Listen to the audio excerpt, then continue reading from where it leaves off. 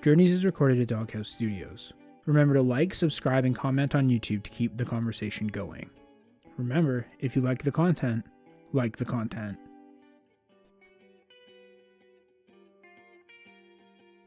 Hello, today is Friday, April 1st. I'm Chad Jones, and welcome to Journeys. How are you doing today? Yeah, I'm doing well. I'm doing real well, actually. For the first time in a while, at least the first time in a little bit, I can say, I'm doing really well. And I wanted to just let you guys know because I always say here, oh, I'm bummed out, I'm feeling dark and sad. But today I'm actually feeling really good. I woke up, read my book, Lord of the Rings. I'm having a good time. I'm on chapter 3, about 80 something pages in, almost 90 pages in.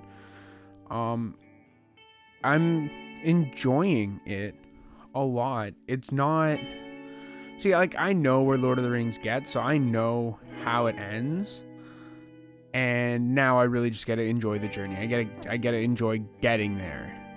And I think that's the hard part about doing life in general, is that you don't really know where you're gonna end up, or where you're gonna end up at the end of the day.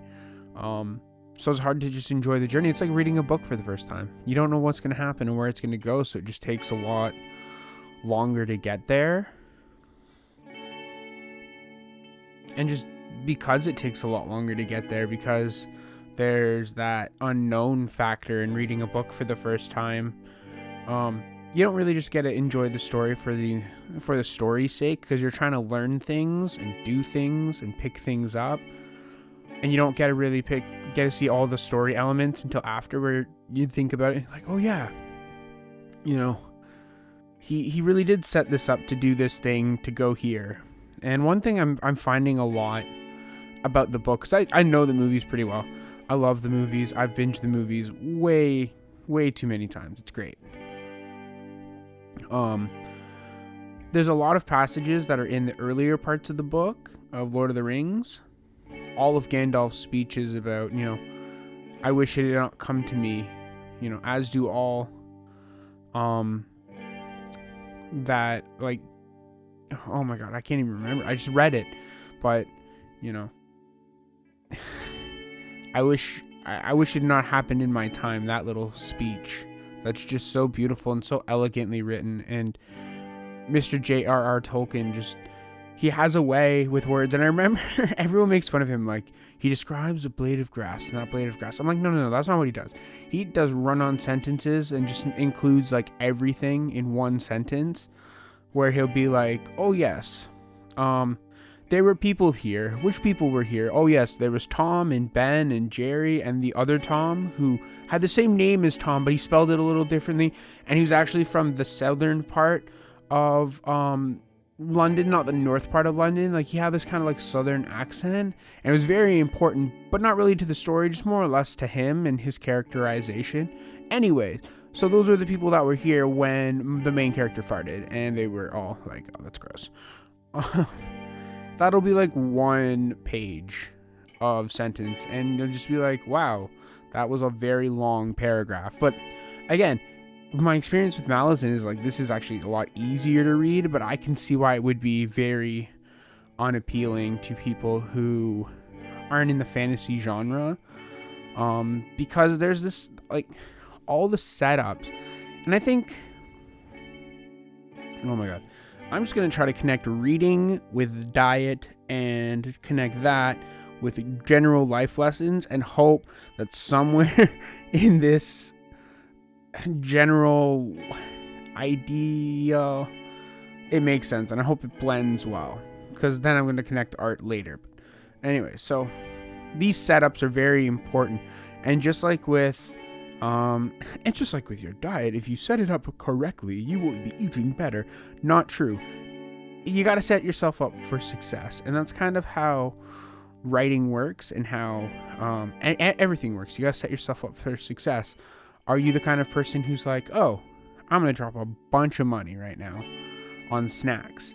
Or are you the kind of person who is like, I'm not going to have snacks in the house, but I'm going to pick away at whatever snacky thing I can have. Like, it's setting yourself up for success. And how this relates back to the book is like Gandalf and Frodo are talking, and they're talking about, the perils. They're pretty much setting up the stakes of what's going to happen with Frodo. And he talks a lot about Gollum and Smeagol being, they're one character. Smeagol Gollum is one character, but it's like a split personality. It's really cool. And he talks about how, like, things that are in the third movie and in the second movie and later in the first movie are all kind of compacted here to kind of characterize and say, hey, this character of Gollum, like, he's super important. You gotta remember him. He's gonna mean something when this all matters. And it's a really strong foreshadowing. It's a really strong setup. And again, with anything in your day, with anything that you do in your day, setting it up strong to have a successful day, whether that's writing a list of all the things you want to get done, whether that's just doing instead of thinking, just right out the door to go for a run, or even setting yourself up for success in, again, I was writing out everything I ate yesterday. I don't have my notebook down here, so maybe I'll get it for the second half. But yeah, you kind of realize that there's not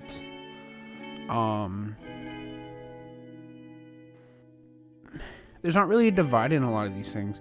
Same with like painting. If you set up your shadows correctly, if you set up the backdrop and you lay in your foundation real nice, then painting over top of it just is so much easier. And I made this painting yesterday that was so bad. It just looks so bad.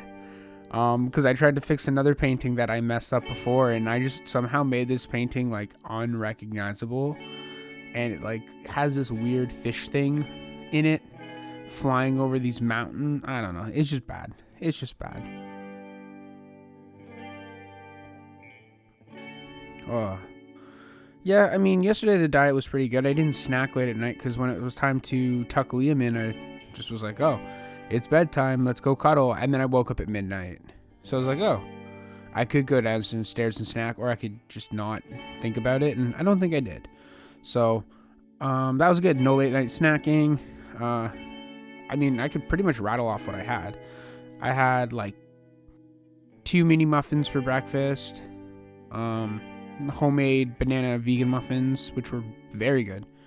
It's always funny when someone says, wow, that doesn't taste vegan. And you're like, what does that mean? Because sugar's vegan. Coffee's vegan. I don't know if you don't put cream in it, but I mean, there's a lot of stuff that is vegan that's just like, anyways, I'm getting distracted. I had, oh my goodness. I know I had my veggies, my grapes. I had a sandwich for lunch and water and a bubbly, and that was it at work. And then I came home and had chicken fingers and rice, and that was it. That was my whole day. Not too bad. Oh no, I had a third muffin. So yeah, I had 3 muffins. Was it a small box of muffin? Oh, I don't want to do the BoJack reference. I'm gonna butcher it. So yeah, that was it. I felt pretty good about how I ate yesterday. I just got to keep today going the same way. Just figuring it out day by day. That's about it. That's all I can really do. But yeah. I'm gonna take a little break, and I will be back momentarily.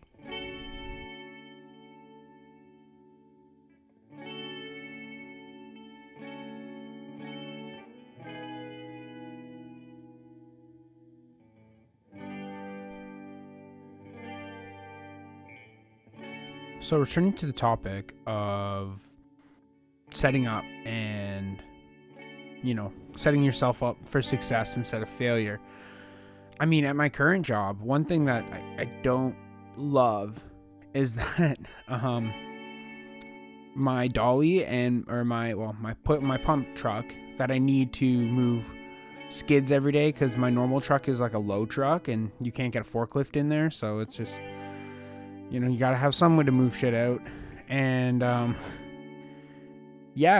someone broke my lock and took my pump truck, and I was sad about it. And then I needed a dolly, and they don't really set you up for success too much, because there's a lot of times where they don't know where any of the docks are. They don't know where anything downtown is. They don't know where a lot of stuff ends up being. And unfortunately for us, we have to figure it out, and we have to call people and do stuff, and that's fine. Like, that's part of our job. But sometimes there's no phone numbers, and then if there's a phone number, that phone number is for somebody else, and it could be done a lot smoother if we were given all the information right off the bat, or if someone talked to us and said, hey, you're going down to this dock, this is where it is. It's not hard to find, or if it is hard to find, here's how you find it, right? But there's a lot of detective work and guesswork, which kind of sucks, but like I said, it's part of the job. But setting yourself up for success looks like, well, having a pump truck for everyone who needs a pump truck. Just readily available would be nice. Having dollies for people who need dollies, because the other day on Tuesday, I ended up going somewhere without a dolly that I definitely should have had a dolly for. I ended up moving like 80 boxes, cumulative weight of like 700 pounds, probably like 30 feet back and forth, moving 2 boxes at a time. Each box was like 35 pounds, maybe a little bit less, maybe like 30 pounds, but still, I stacked 2 at a time, and I just went. I was drenched in sweat by the time I was done. I was like, this required something else. This required some help of some kind. But you know what? When I got it done, I chilled for a little bit. I read my book, I think, and then I just enjoyed it. I actually just talked to Annette. She said, speaking of setting yourself up for success this month, she said that she read 8 books in March. I think I finished Crippled God and 3. So I think I finished 4 books last month. So she finished double the amount of books. Now, the Crippled God had 7 books in it. So, I mean, did I? No, I'm going to count this one. But, yeah, I enjoyed my reading this month. I definitely enjoyed getting through, the Malazan series. I definitely enjoyed the Midnight Library was really good. Reminders of Him was really good. People We Meet on Vacation, very, very entertaining. I think 2 of the 3 books I might return to. I don't know if I go back to Reminders of Him right away, just because it's been, like, I don't know, like, even, like, reading it, I saw the ending coming. There wasn't really, like, a twist or anything that was, like, the twist is at the beginning, and it's just gradually getting better, and that's great. It's a very, I always go back to this movie, Chef, where all the negative, or all the conflict happens in the first 15, 20 minutes of the movie, and then the rest of it is the fallout and the redemption afterwards. And realistically, he's battling the conflict throughout the rest of the movie, but in such a way that he's constantly growing and progressing. And I like Chef. I thought it was a very well done movie, and that was actually one of Annette's favorite movies she showed me when we started dating. So it's an older movie, not older, but last decade, I guess, in the 2010s. Jesus, I'm gonna be talking to Liam soon, actually, and you know what? Actually, I thought about was I was like, Ian McKellen, who played Gandalf, is pretty old now, and I don't know if Liam is gonna actually appreciate Lord of the Rings for another, 8 years, and then even then Logan's not going to appreciate Lord of the Rings for probably another 10 years. So it's like, he's probably going to die before he gets to see Lord of the Rings proper. And I think that's kind of like sad, because Ian McKellen is such a great actor. And I remember after Lord of the Rings and he was on The Simpsons, I was like, oh my God, Ian McKellen's in The Simpsons. This is nuts. And then he just did like don't say Macbeth, and then something fell on him. He's like, don't say it. Boom, and like, Macbeth, and then it was funny. Very British humor, very classically trained actor humor.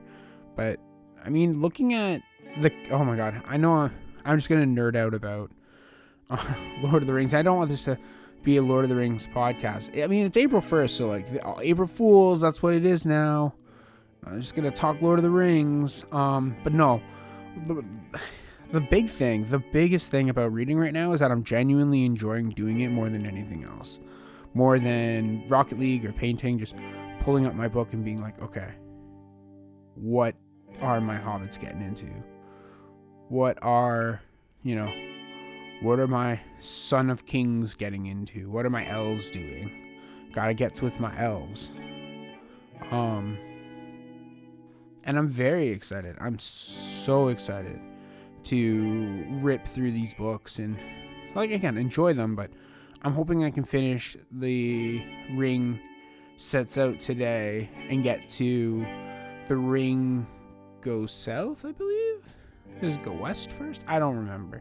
I think The Ring Goes South is later. But like I said, I have this book set that breaks all the books, all three of the books, 2 books into 2 books, and the last book into 3 books. The appendices are like their own thing, and it's just like, I don't know if I'm gonna read the appendices. I never actually read the appendices. I think I always started off, I'm like, but now I'm like, okay, this is part of Lord of the Rings. This is gonna give me a depth that I don't otherwise have, so I might as well read it this time around.